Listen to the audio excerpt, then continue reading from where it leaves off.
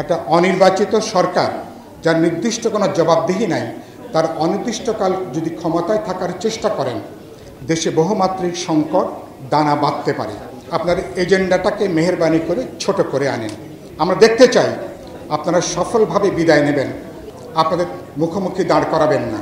June মাসের মধ্যে আপনারা পরিষ্কার করে কথা বলেন, যাতে মানুষ সংস্কার এবং নির্বাচনের ব্যাপারে আরও আস্থা বিশ্বাস নিয়ে মানুষ যেন চলতে পারে।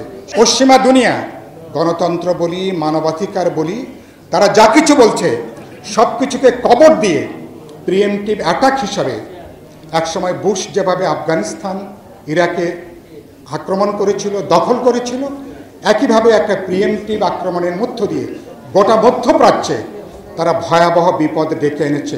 এই আগুনটা বিভিন্ন অঞ্চলে ছড়িয়ে পড়তে পারে এবং তাতে আমাদের বৃহৎ প্রতিবেশী সহ অনেককেই নতুন করে উস্কানি তৈরি করতে পারে। কথাটা কেন বললাম? একটা অনির্বাচিত সরকার যার নির্দিষ্ট কোনো জবাবদিহি নাই, তার অনির্দিষ্টকাল যদি ক্ষমতায় থাকার চেষ্টা করেন, দেশে বহুমাত্রিক সংকট দানা বাঁধতে পারে। আমাদের স্বাধীনতা, সার্বভৌমত্ব, জাতীয় নিরাপত্তা যেমন বিপন্ন হবার ঝুঁকি আছে।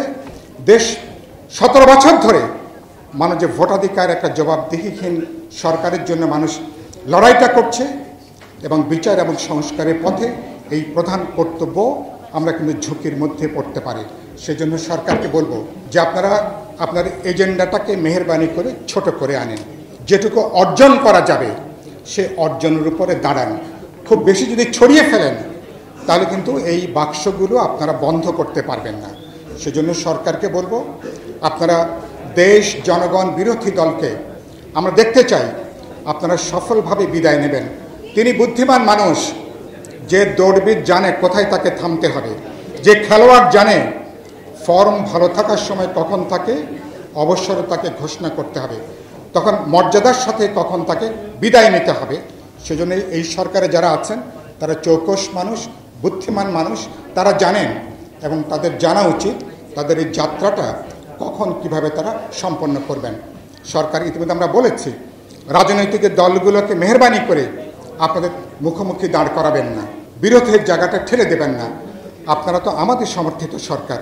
সেজন্য আমি বলেছি যে আজকে আপনারা যে পরিস্থিতি চলছে, আপনারা উচিত হবে জুন মাসের মধ্যে আপনারা পরিষ্কার করে কথা বলেন, যাতে মানুষ সংস্কার এবং নির্বাচনের ব্যাপারে আরও আস্থা বিশ্বাস নিয়ে মানুষ যেন চলতে পারে।